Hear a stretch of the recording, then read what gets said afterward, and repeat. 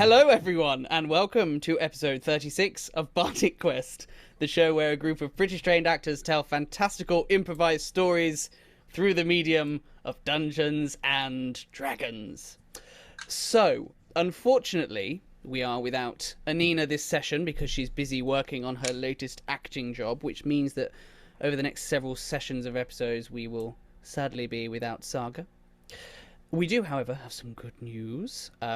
As you will probably already know, we have our new merchandise that we know some of you are loving.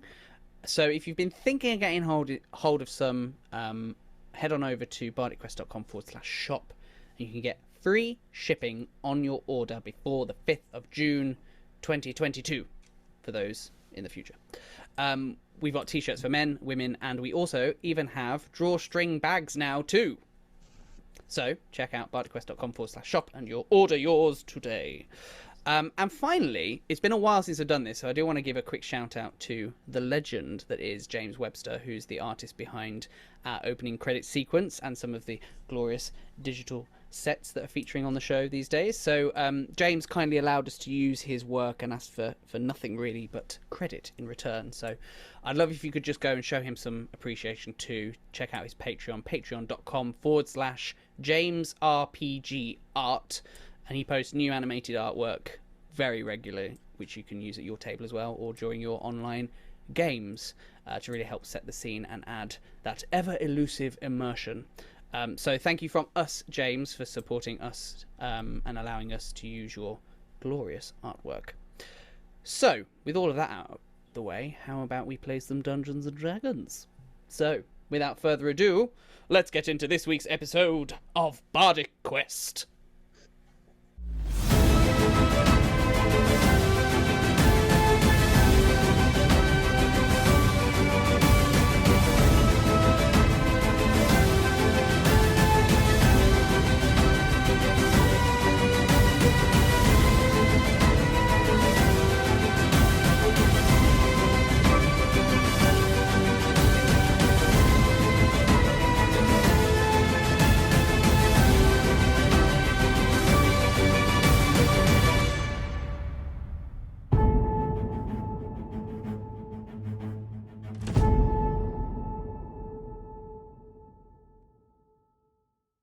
Last time, our heroes, after finally managing to get hold of their map that they were looking for, in the hopes of finding the castle that they've been looking for, they were disappointed to discover that the map that they found didn't include details of the castle, and so they ventured to the Stonehill Inn looking for information from the locals. They got some help and assistance from an unlikely old acquaintance of Saga's, Halfran Loren of Neverwinter, and he made a note for them on the map of where they could locate Thundertree and the Old Owl Well. After going to bed for the evening and a rather awkward back and forth between Johann and Saga as they were forced to share a room to keep up the ruse of Johann being Saga's husband, they were visited by one Anastriana Harker, who was a acquaintance of Johann's, who gave him a death warrant for one red wizard named Hamun Kost, who's last sighted at the Old Owl Well. This then led to a discussion and a decision to, rather than head to Thundertree as they had originally planned, to head to the Old Owl Well to seek out this red wizard and for Johann to complete his mission from the Brethren Vigilant. So, we pick up the next day after they have had breakfast and Sergei has managed to royally upset Halfran Loren by stealing his hot pink dressing robe. We pick up as our heroes are just leaving Phandelver to head out into the wilderness in the hopes of reaching the Old Owl Well and tracking down this Hamun Kost. So, as you venture outside of Phandelver and into the surrounding farmland, you feel your nose and your cheeks begin to go numb due to the cold winter temperatures. The sky is grey and overcast, and you begin to feel light raindrops hitting your face as the rainfall begins to steadily descend from the sky, and light fog begins to obscure your view of the landscape.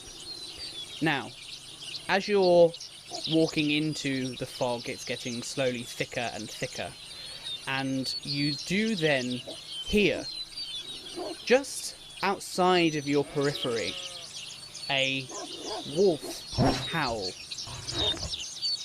And this grabs Saga's attention very abruptly.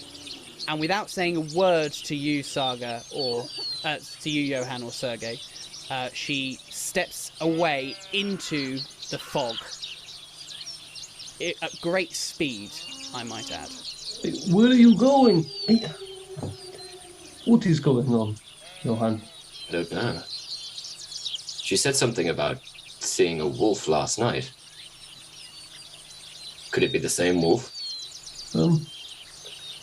I'm going to try and howl. Maybe she'll come back thinking we're the wolf. Why would she... Stop. Stop it. Puts hands down by his sides. Stop it.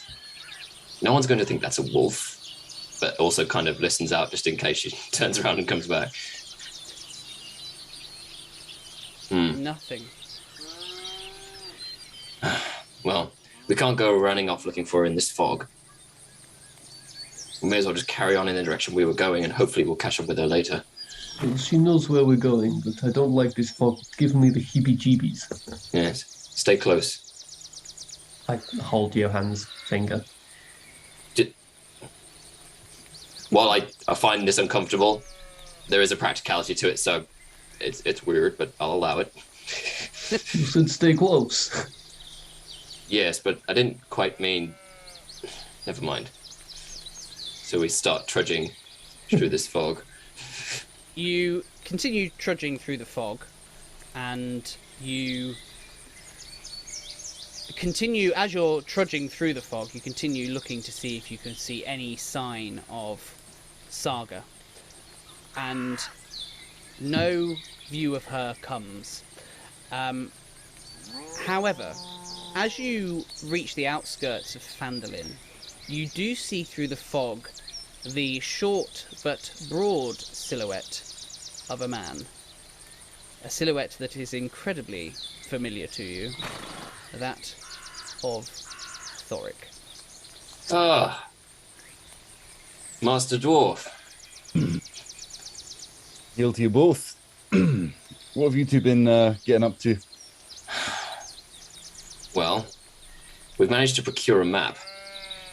The castle that may be of some marginal use to us in finding Gundren, or perhaps this black spider, or perhaps who knows what else. Yes, and Johann and Saga had a very nice sleep, right, Johann? In that we both fell asleep and then slept and then woke up again. Yes. Your bedtime arrangements are they're none of my business. So, I'm happy for you. If anything, it's nice to see. She's a human, you're a human. It's, makes sense, really. And I stole a hot pink robe. You what? Yes. There was a man. He had a pink robe and Sergei stole it. They had to give it back. Yes. Was it nice? Oh, was it nice? You know what, Sergei? If we get through this alive, I'll buy you a hot pink robe. We're getting off track a little bit. Aye, sorry, we are. Shake on it. He puts out a big hand and just crushes his fingers. Hot pink robes aside, I have a lead on a wizard operating in this area. Another red wizard. Perhaps this red wizard is Glassstaff, perhaps he knows Glassstaff. But the fact is, this is the first solid lead we've had on him for a while. Okay. And is this where your map leads? Yes, I received his whereabouts from another member of my order. Oh? Yes, she visited me last night while we were in the inn.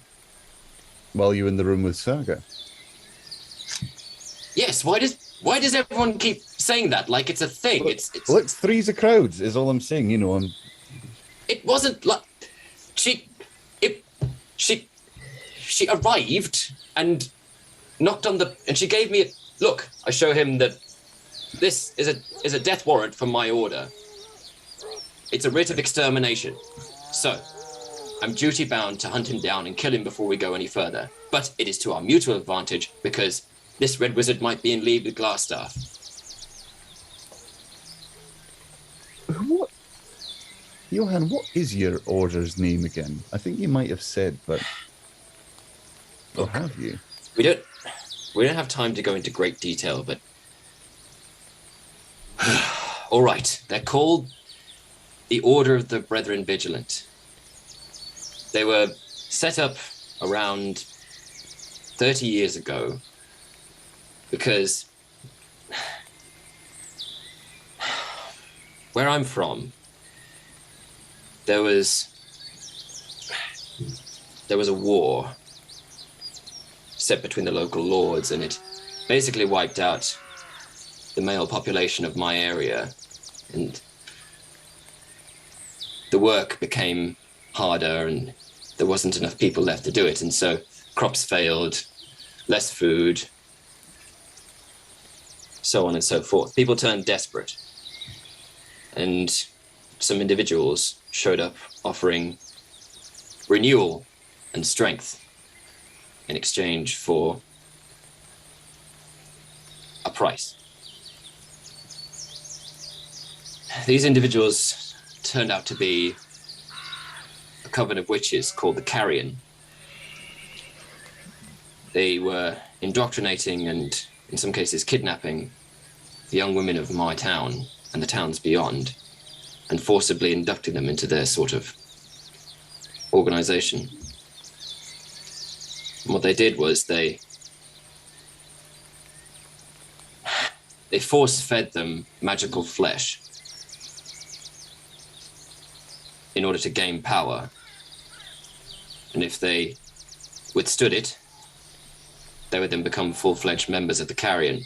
If they could not withstand it, they usually died, and they were then consumed by the remaining members, and so on and so forth.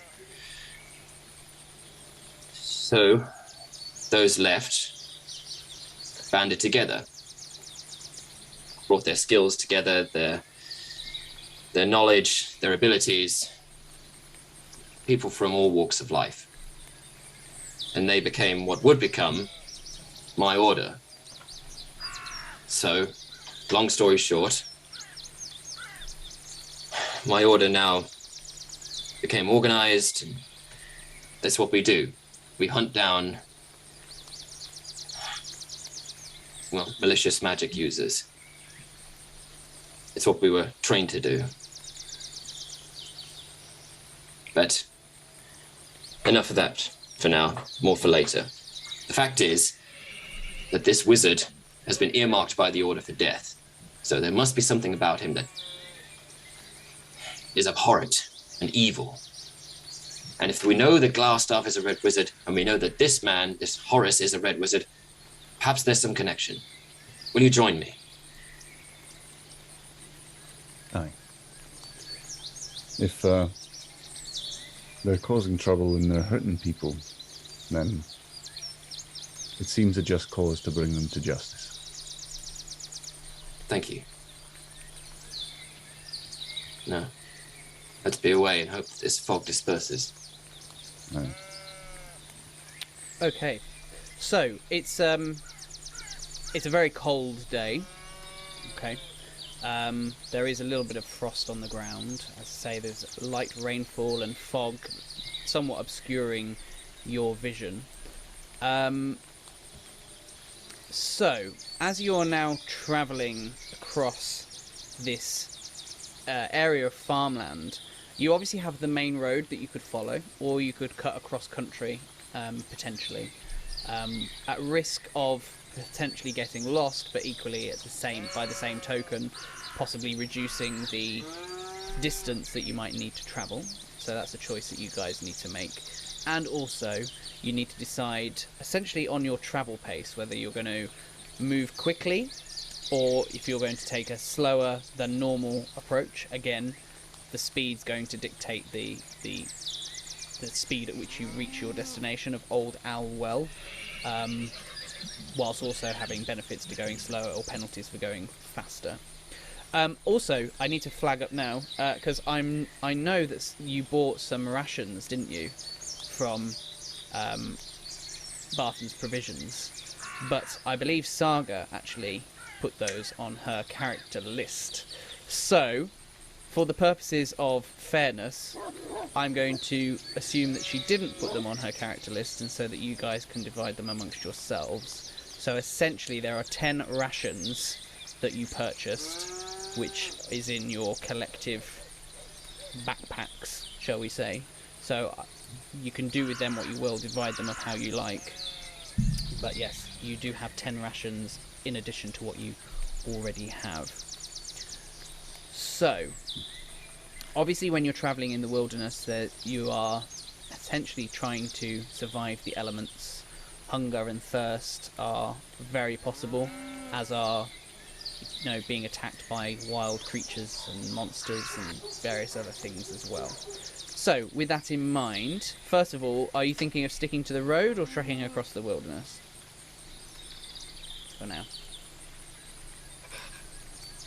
I mean, Thorik would vote to stay on the road, because that's what roads are made for. But that depends what the others say. Johann would prefer not to trek into the forest while it's still foggy. I don't want to limit visibility. Sergei is always for the forest. Well, as we've got 2 votes to 1, I think there, Sergei. I think we're gonna go with the road on that. Sorry, Sergei. You are in farmland at this point anyway, so being on the road makes perfect sense, I think. And then the other question is, at what pace do you want to travel? Do you want to go normal pace, fast pace, or slow pace? If you're going fast, it's going to mean that you, on top of any fog, you're also going to have a penalty on any perception checks. If you go slowly, you can go stealthily, but obviously you'll reach your destination. It'll take longer for you to get to where you're going. Or, of course, you can travel at a normal pace and have no benefits nor penalties. Well, to be boring, Thorik's a normal pace sort of dwarf, slow and steady wins the race. Just so. We approach normally, and then when we get close enough, we start stealthing. Okay. Wonderful.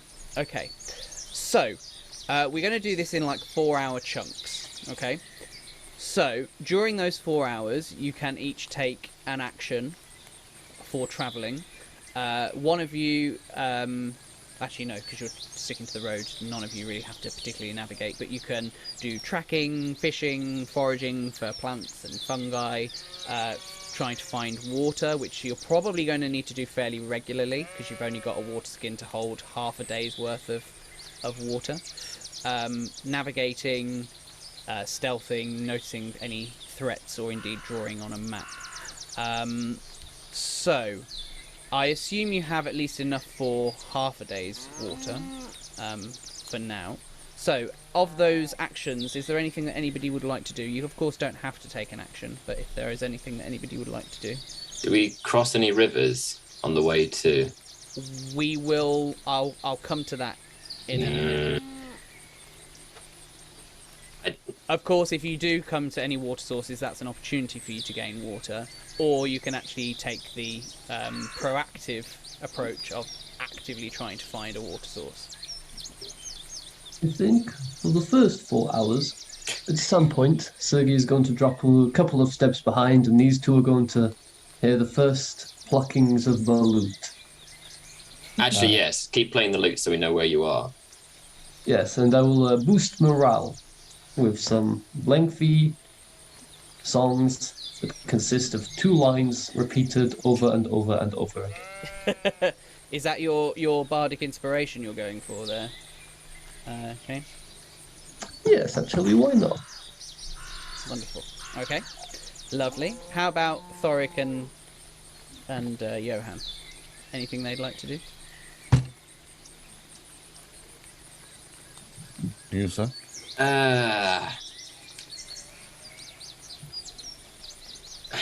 Does dark vision apply to fog? No.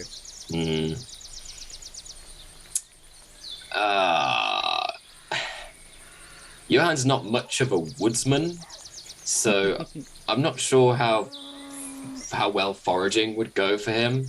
Sure. So I think I'm just going to try and keep my eyes peeled and keep the old perception going, and hopefully no one gets the drop on us. Okay. All right. And anything for you, Thorik? Thorik would like to,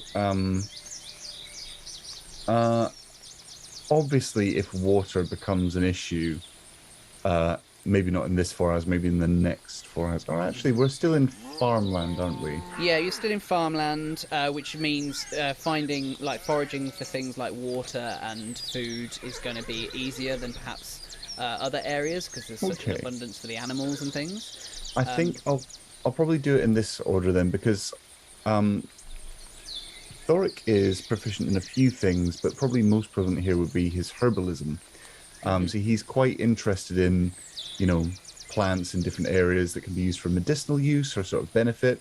But I think that might be maybe when we get sort of more off the beaten track. So for now, he's going to keep an eye out for good, clean sources of water and other such nice things as that.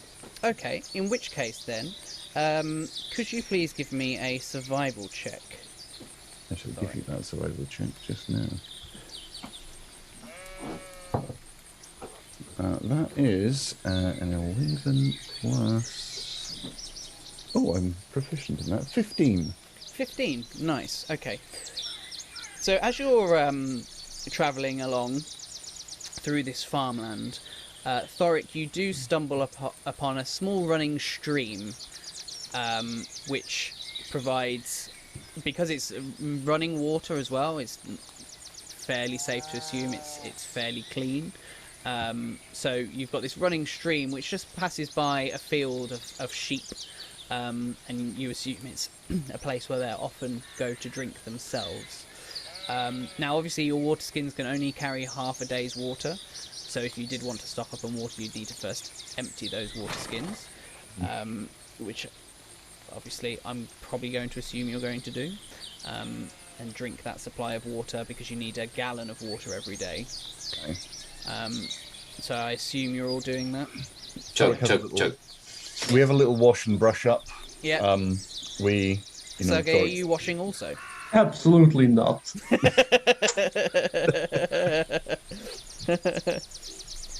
Just sort of splashing the neck and around there, sort of getting his face all in it, and then just drinking his absolute fill of water, making sure it's nice and fresh. And as you're all washing yourselves, you do actually see in one of the fields close by, just on the brink of this fog, you can see this huge-looking thing just on the edge of your periphery. Probably from where you are, it looks about 8 foot tall, and it looks like a silhouette of some creature. Hey.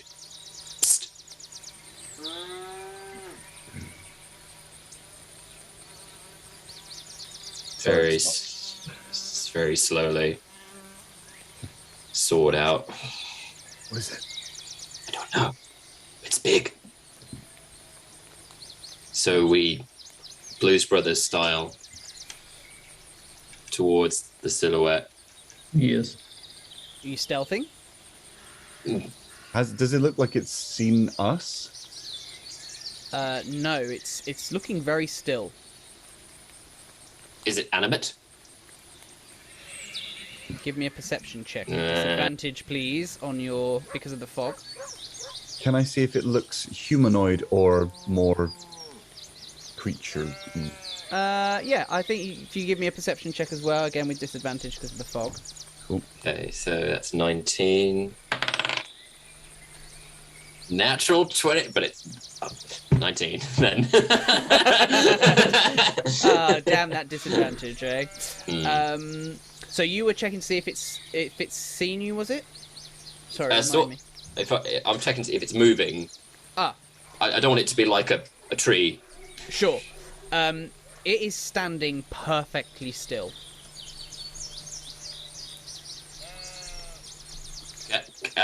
What else can I tell from it? From a 19. Well, how close are you getting to it? Is the question. Because I have to take into account the fog. Where exactly are we? Are we in farmland, or are we still on the road? You're in farmland. Yeah, you're just off the road. You found Thorik found a stream, so you've used that to top up your water, and in the field nearby. So it's a field. So there's no cover or anything.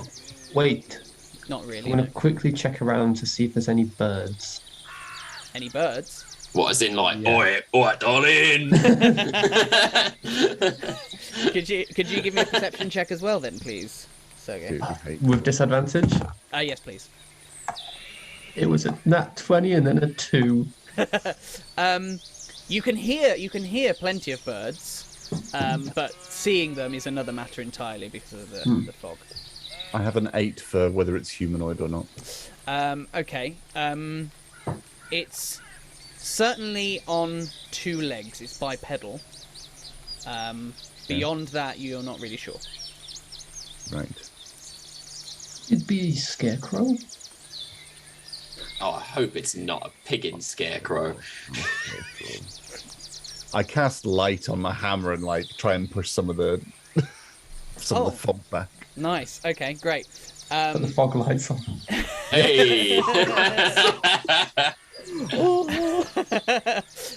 So you hold up your hammer to the air and you cast light out into the fog, and it does manage to almost seemingly disperse a lot of the fog. And what you see is this 8-foot tall carving of a large creature standing on its hind legs over the crops that it's guarding.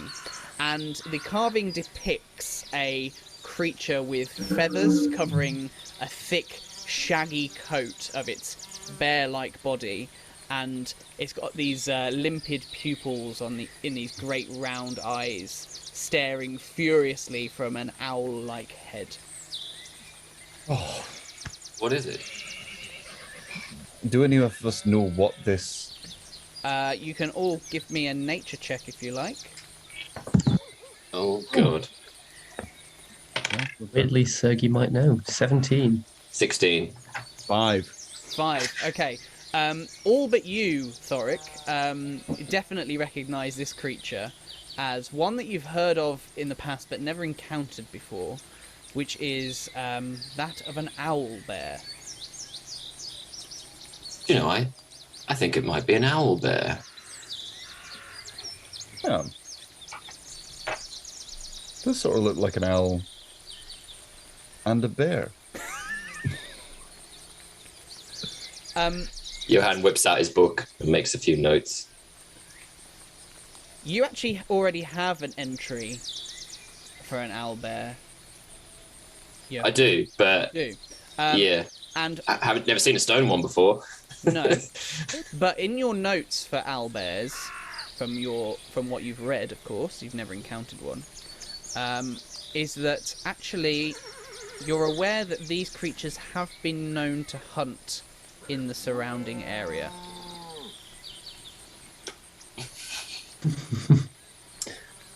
We should be cautious. I wonder if this bear died. I wonder if it was a death of a bear. Oh. I clamp my hand over his mouth. There's two hands. Like, Johann grabs his mouth. One side of just like, Can I make an Arcana check to see if this fog is magical in any way? Sure. Could I please use my stone cunning feature to see who might have made this owlbear statue. Oh, that's a good idea. That's a 15 on Arcana check. Okay. So the fog, as far as you can tell, appears to be natural. Okay. It makes perfectly good sense to you for it to be natural as well, given that you are in the depths of winter, really. But yes, perfectly natural from everything that you can tell. Okay, then. Stone cunning.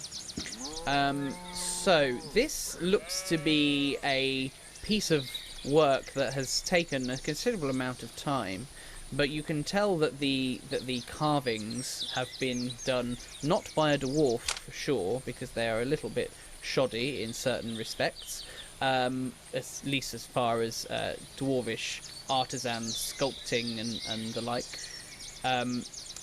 So you suspect that this is probably a human carving, a human statue that's been placed here.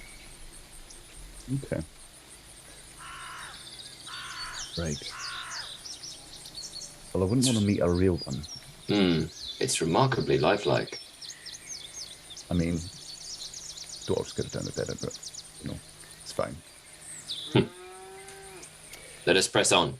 Okay. So I'm going to keep my torch, my hammer lit to try and give us a little bit more, as much as it'll make us a bit more visible at this stage. I think the light it gives us is better than not. Yes, I'd agree with you there. The light's a cantrip for you, isn't it? Aye. So as soon as it kind of pings up, just kind of like a... Yeah. Okay, great. So you travel for the remaining 4 hours uneventfully. It's now about 10 o'clock in the morning for you guys. So as we move into another expeditionary round, is there anything that anybody would like to do for the next 4 hours? Or just press on, of course. You can change your pace if you'd like to. I heard Sergei's voice in my head go, I spy.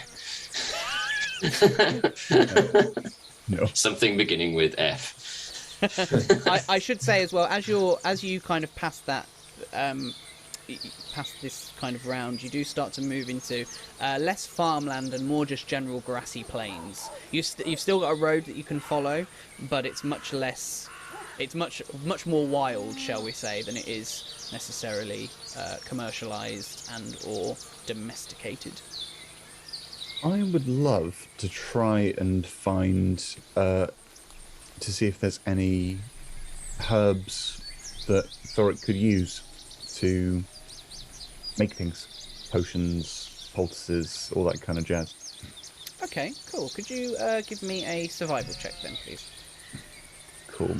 So I'm proficient with the herbalism kit, and I'm also proficient with survival. Would that change anything? No, because proficiency bonus doesn't stack, so essentially it's up to you which one you go with.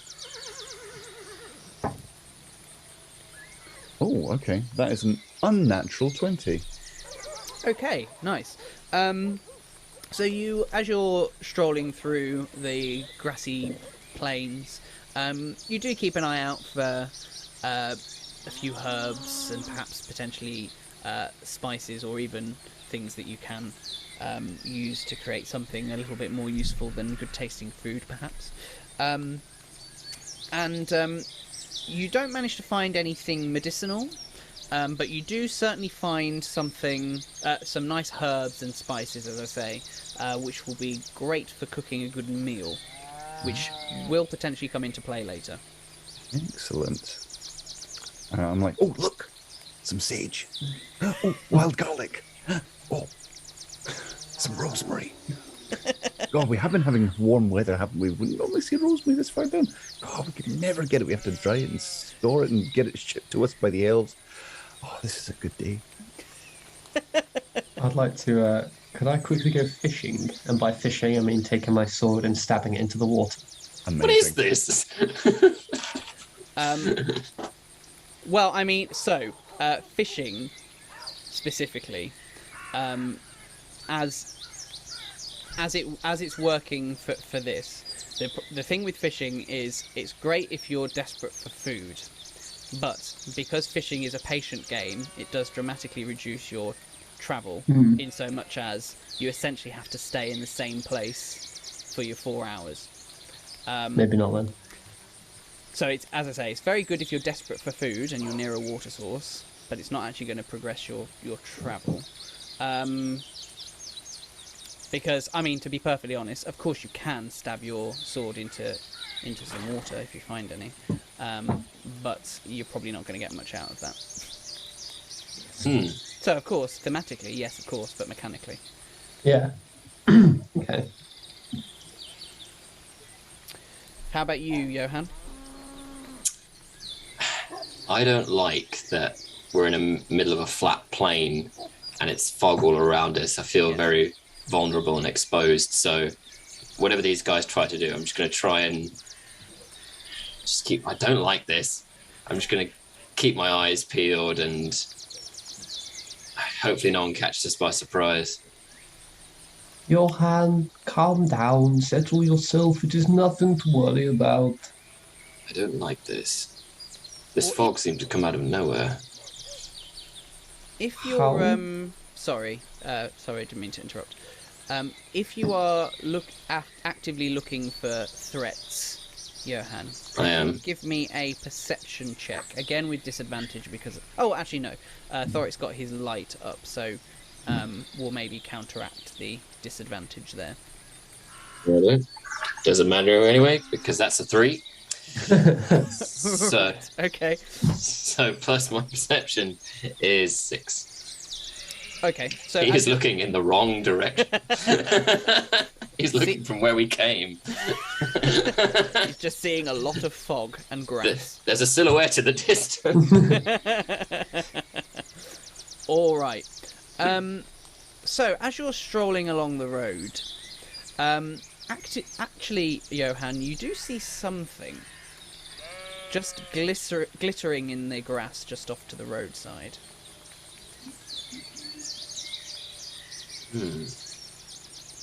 What is that?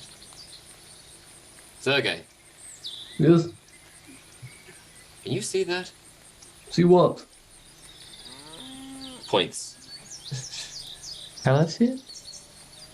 You do. What is that? Something glittering off the roadside. Is it water? I don't know. Do you want me to go up and have a look? No. Stay with me. We'll go together. Very well. You stealthing? Yeah. Yeah. All right, give me a stealth check then, please. Oh boy, oh boy. Yeah. 14 plus 3 is 17. Nice. And I got a 7. A 7. Okay. So, Johann, you're deftly kind of creeping along.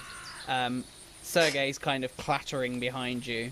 Any kind of kit in his bag just kind of loosely rattling around in his backpack.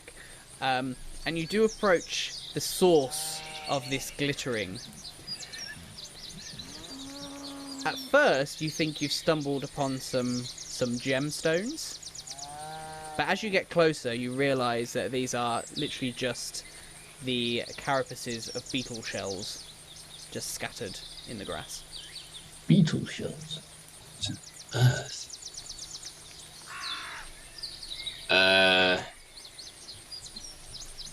I rolled to investigate. Okay, yeah, give me an investigation check then. I sense the fruit of this investigation already, but hell, why the hell not? And I have an expertise in investigation, which I have not. What is the question you're posing, I suppose, is the question I should ask. Well, I'm seeing if I can discern, first of all, whether they've been scooped out, or if they are just dead beetles, or if they've been used for some kind of purpose. Mm-hmm. Why they've all been dumped in this little pile, maybe even what species of beetle it is. Anything useful. But expertise doubles it, right? Yes, expertise does double it, yeah. Double your proficiency, I believe. That's 12. So that's 26. I rolled a 14 because my investigation's 6 and expertise doubles it. So there's nothing spectacular about these carapaces, which I think is what you suspected. There's nothing, no real sign in the surrounding area of anything of significance. They have just seemingly caught your eye in the distance as you've been actively keeping an eye out for things, and you've somewhat been duped by nature itself. There, Johann. Wah, wah. Wah, wah, wah. What Pile is of it, Johann?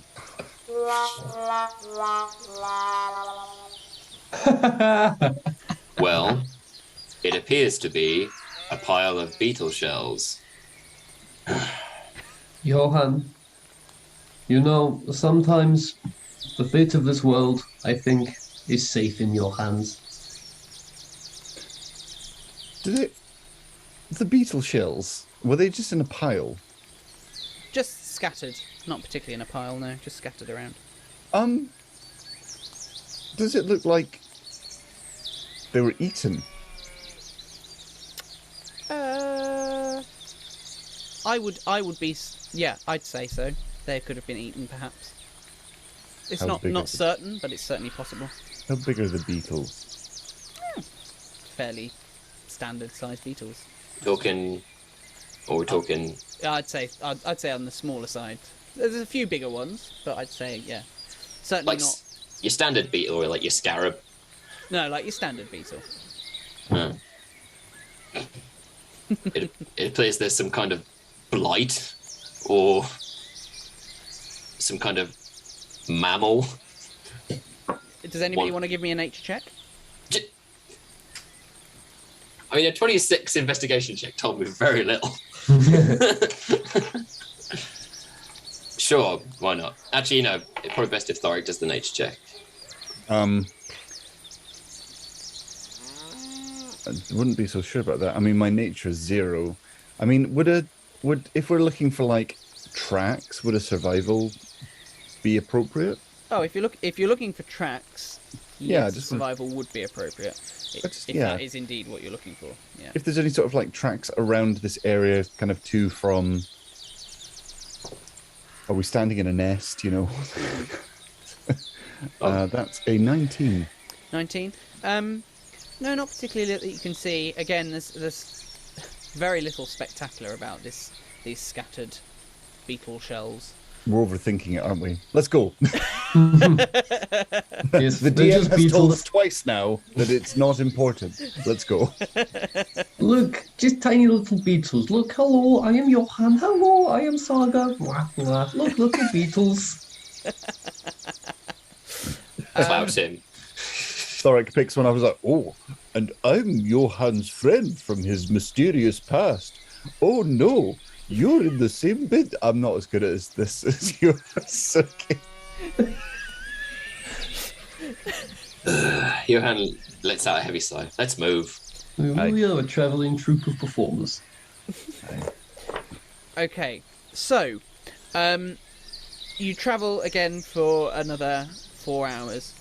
It's now, as we are in winter, it is now getting very close to sundown.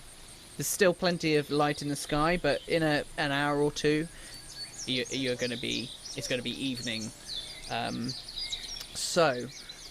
With that in mind, you're going to need to start deciding whether or not you're going to want to do a forced march, which again gets you further closer to your destination at risk of exhaustion, or whether or not you want to find a place that you can camp for the evening. Camp. We should camp, but nowhere feels safe. Okay. In which case, could I get a survival check, please? You can do this as a group survival check, so at least if half of you pass. But this is going to be with disadvantage because you're looking for a campsite in amongst all the fog. At 20. Oh, I can reroll ones, can't I? You can reroll ones because you're lucky. By the way, it was a 3, so that is a 5. 6. Okay. And how about you, Thorik? What was yours? 15. 15. Okay. 16. 16. Okay. It's a shame. Because because that was a good roll. Everybody else's was a bit pants. So, you had disadvantage. It's not your fault. You do manage to find an area to camp for the night, but the best that you seem to find, which might potentially be because of the rain that has been continuing throughout the day, you find a campsite, but the best it is one where the ground is just quite saturated with water. It seems to have just collected all of the water. So your hope is really to the gods that the rain stops at some point soon, lest you kind of get flooded out. But that's the best that you can find, somewhere nice and flat to pitch up your tents, etc. So, as we're setting up camp, you now need to actually get things set up and ready to go, because you're now in the midst of winter, and it's very cold. So the goal here is essentially to make yourself as comfortable as possible. The more comfortable you make yourselves, the basically better quality rest you're going to get, and so therefore the benefits of rest as opposed to the risk of exhaustion. So, with that in mind, do you all have at least tents or sleeping bags? I have a bedroll. Bedroll? Did we pick up a tent? I feel like we've come to this point a couple of times, but I always forget whether we did or not. Don't know if any of you guys have got a tent. No. But you should probably all have at least a bedroll. Got I a have a bedroll, yeah. Okay, great. Okay.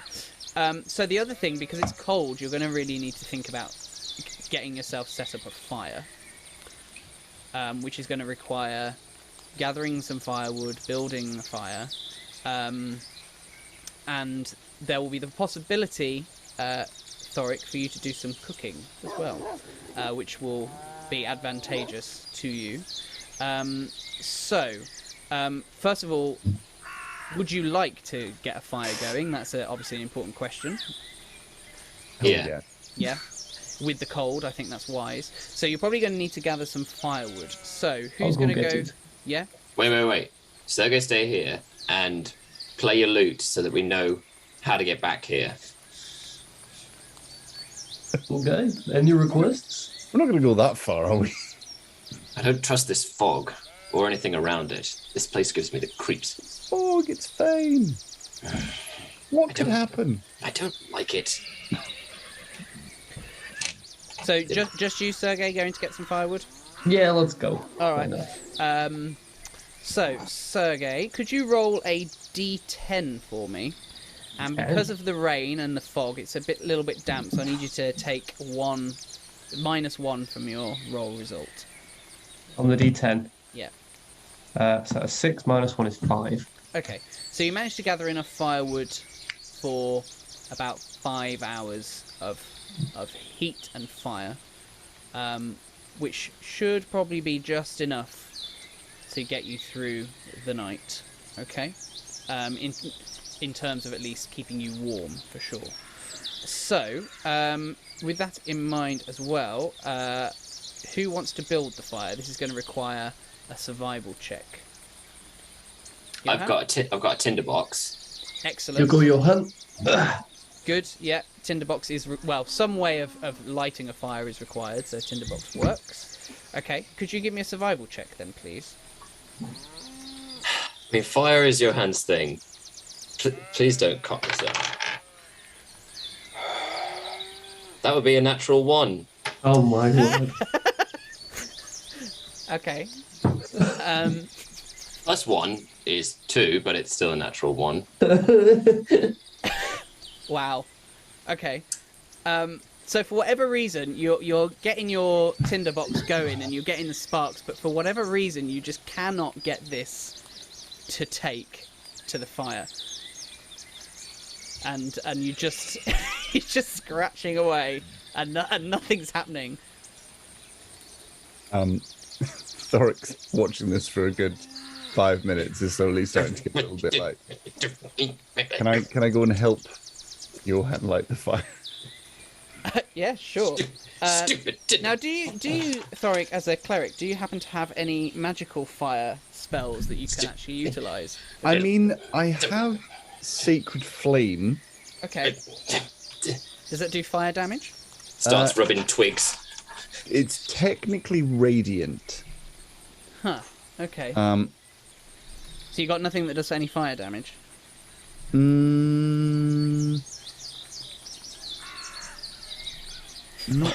Not currently. Okay. All right. I command the fire to light itself. Well, I mean, you can also go for a survival check if you like. Yeah, I'll come in with my tinderbox. So you can actually now roll that with advantage then, Johann, because you're getting assistance from Thorik. I would be, but I'd do a shot. Go away! I can do this. I've been lighting fires since I was little. Why isn't this working? In which case, Thorik, do you want to try and light your own fire? Yeah. I take a couple of pieces of wood and just sort of behind him, just place them down. All right. Can you give me a survival check then, please? Johann is every British dad on a holiday. Do it. 11. 11. Okay, great. So just about you see the fire just kind of, you see it catch ever so slightly, and a tiny bit of smoke starts to go off of the kindling. Pick it up and I'm like, Blowing into it. Yeah, great.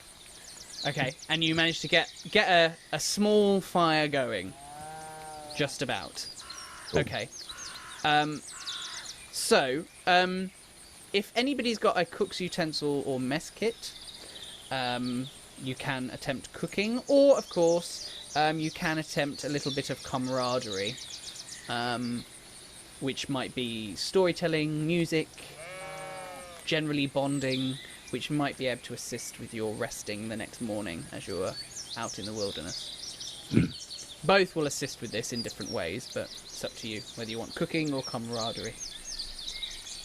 well, Thorik's gonna get out probably just an all-in-one sort of cooking skillet. So deep edges, big handle that he carries with him for his cook's utensils. Makes a sort of makeshift sort of grill with a few stones over the top of it. And it's right, let's cook something up then, shall we?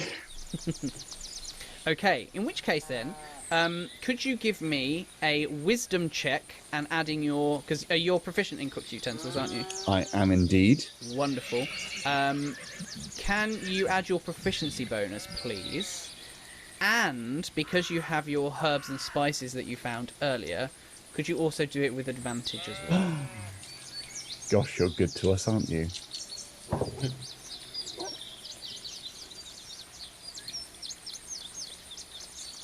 That is a 15. 15. Just about passed. Good. Okay. So, There's a high threshold. well, Gordon Ramsay level. You're kind of cooking out in the wilderness, right? So you've not got as much available to you. So you managed to produce an exceptionally tasty dish, which basically grants you all advantage on what will probably be a rest check for you the next morning to see whether or not you are exhausted from a bad night's sleep or a good night's sleep. So you're going to have advantage on that the next morning. Okay. Would you like to describe what you've cooked for everyone, Thorik? Yeah, so there's an abundance of water, so maybe kind of gets a big leaf and sort of gets some water in the bottom of the pan, gets maybe some pulses from the stores that we've got. Maybe he's got some cured meat, maybe he from the sort of non-perishable stores they got with them. So thinking kind of almost a dwarven mountain backpacker's stew, available in Thorik's cookbook, coming later this season. So it's a really hearty kind of it's beans, it's pulses, there's some herbs in there, maybe there's an onion just to mellow out a little bit, maybe some kind of cured sausage, some bacon, a little bit of salt. Okay. All right. Great. So you eat your hearty meal, and as sun sets and the night kicks in. So now you're going to have to establish a watch order to keep watch overnight. I will take first watch. Okay. Who's for second? I will take second. Go on then. Okay. And then Thorik, you're on third watch. I'll rise early. Okay. So, Johann, you're on first watch. I'm going to need you to make a Constitution saving throw, please, to see if you can stay awake on your watch. It's a low threshold. Okay. But it's now late at night, so there's a potential you might fall asleep on watch. I'm gonna do this online, this one. Oh. How low is the threshold? It's pretty low. 3. Not that low, though. Oh, jeez. Okay. I've never fallen asleep on watch before. So, I mean, the DC you were looking for was 5. Oh. Man. Okay. We edit bleeps in post. I certainly didn't expect somebody to fall asleep on first watch. Blimey. Okay. So It's all that. yeah. So you're sat watching into the darkness. The dim light of the campfire is hitting your face and hitting the surrounding area. And slowly you feel your eyes getting heavier and heavier, and you try to kind of reposition yourself to keep yourself awake, but eventually you succumb to the sleep. Now, a few hours pass by, and then all of a sudden, all 3 of you are awoken by an incredibly loud screeching sound, which jolts you out of your sleep. What's that? In the bedroll, just like... Like a caterpillar. Sergei jumps out, still not wearing any clothes Oh, God. when he sleeps. You all look out into the darkness, terrified at the sound that has just awoken all 3 of you. And that is where we should end this week's episode. Thank you for everyone for tuning in, and don't forget to subscribe and leave us a thumbs up and rating or review on your podcatcher of choice. And we shall catch you guys next week.